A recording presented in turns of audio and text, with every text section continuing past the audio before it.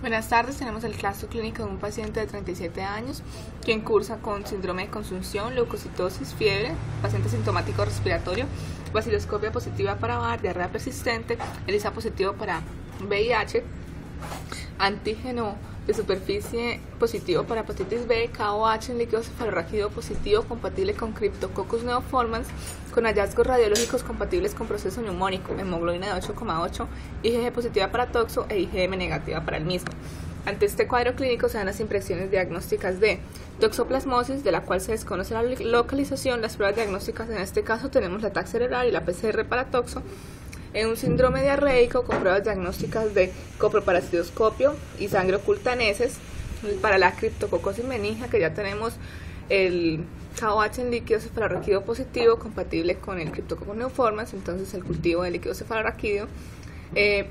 Paciente quien ya cursa con SIDA por aparición de más de un oportunista. Las pruebas diagnósticas en este caso serían Western blot y conteo de linfocito CD4 con carga viral. Paciente igualmente con síndrome anémico, las pruebas diagnósticas sería el hemograma. La hepatitis B, se desconoce el estadio clínico, las pruebas diagnósticas serían antígeno HBe, anticuerpo HBs, anticuerpo HBe, IgM anticuerpo HBc, IgG anticuerpo HBc y ADN viral y las pruebas de función hepática también serían importantes en este caso. Igualmente tenemos un paciente con tuberculosis pulmonar, ya que tiene vaciloscopia positiva para VAR. Las pruebas diagnósticas en este caso serían radiografía de tórax, TAC de tórax y la fibrobroncoscopia sería indicada en este caso. Igualmente tenemos un paciente en sepsis severa, ya que tiene criterios de SIRS más un foco infeccioso ya identificado. Las pruebas diagnósticas para este caso podemos usar el lactato y la procalcitonina. Entonces en este paciente vamos a manejar de base el VIH, que ya tiene un ELISA positivo para el mismo. Entonces, en cuanto al tratamiento, tenemos los inhibidores de la transcriptasa inversa, análogos de nucleócidos, sidobudina, tenofovir, los inhibidores de la transcriptasa inversa no nucleócidos, como la nevirapina, los inhibidores de proteasa, como el atazanavir y el indinavir, los inhibidores de entrada, como la enfuvirtida y el maraviroc, y los inhibidores de la integrasa, como el raltegravir. Es importante tener en cuenta que la terapia antirretroviral debe ser altamente activa, entonces vamos a usar mínimo 3 fármacos para tener una evolución adecuada del paciente. En cuanto a la patogenia, entre lo más importante la patogenia del VIH, entonces tenemos que el virión se une a la molécula de CD4 a los linfocitos T, igualmente se une a macrófagos, a células dendríticas, también se une a otras células presentadoras de antígenos por medio de la glucoproteína GP120.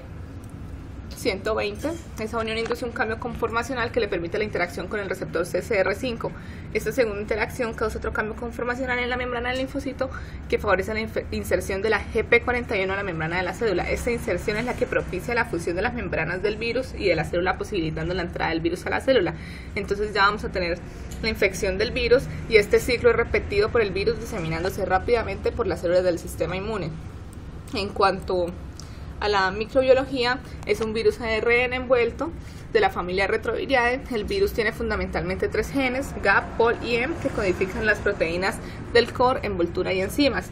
Los componentes del virus son una envoltura formada por una glicoproteína de superficie y una proteína transmembrana, una cápside viral o core que incluye las proteínas de la matriz, la cápside y la nucleocápside, y enzimas fundamentales para la replicación del virus como la transcriptasa inversa, la proteasa e integrasa. Las partículas que infectan, que son los viriones, contienen 2 copias idénticas de RNA de cadena simple rodeadas por la nucleocápside que se encuentra adherida a la capa lipídica derivada de la célula del hospedero. Ya dándole inicio a la terapia antirretroviral, entonces, y ya una vez el paciente con la infección del virus del VIH, al final de este proceso, el paciente llega a un estado de inmunosupresión severa llamado SIDA, que se caracteriza por recuento de linfocitos CD4 menor a 200, porcentaje de CD4 menor del 14% y la aparición de una de las 25 enfermedades que definen el SIDA.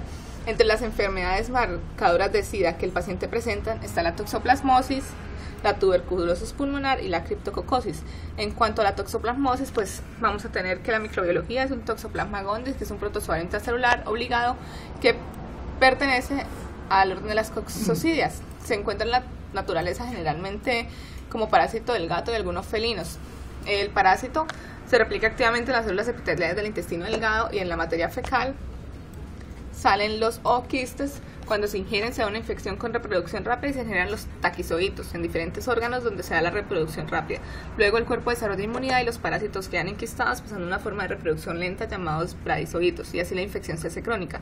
Durante la infección del VIH la inmunidad permite la reactivación del parásito. La forma más frecuente es la toxoplasmosis cerebral. El diagnóstico microbiológico, entonces vamos a tener aislamiento del parásito, es difícil de conseguir, entonces se tiene la técnica de medición de anticuerpos IgM e IgG. Entonces el IgM negativo no descarta la presencia de la infección, mientras que la IgG se encuentra elevada en el 95% de los pacientes con toxoplasmosis cerebral.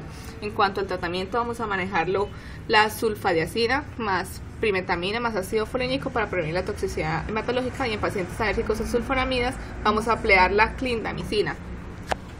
Igualmente, es un paciente quien cursa con tuberculosis pulmonar. La microbiología pues es un micobacterium tuberculoso, crecimiento lento, y pues el VAR es la pared rica en lípidos que le da resistencia a la decoloración con un alcohol ácido. En el diagnóstico microbiológico, el método de elección es el examen directo con tinción de VAR, que el esputo es la muestra indicada y se debe tomar en las primeras horas de la mañana, y se realiza con la tinción de Sil-Nielsen. En cuanto al tratamiento, pues tiene como objetivo la curación del enfermo y evitar la transmisión del bacilo.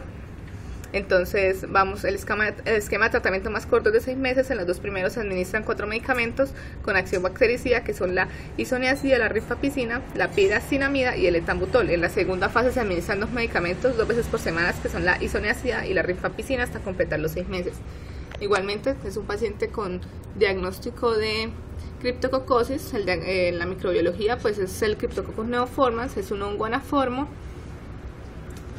En el diagnóstico microbiológico, pues en líquido cefalorraquídeo se aumenta la presión, vamos a encontrar leucocitos aumentados con predominio de linfocitos, proteínas aumentadas y disminución de glucosa. Las blastoconidias se ven fácilmente al microscopio con técnica de exclusión de tinta china. En el tratamiento vamos a manejar la anfotericina B y las 5-flucitocinas durante 2 a 3 semanas, seguidos por fluconazol durante 8 a 10 semanas. Luego se disminuye la dosis de fluconazol diaria y se administra indefinidamente.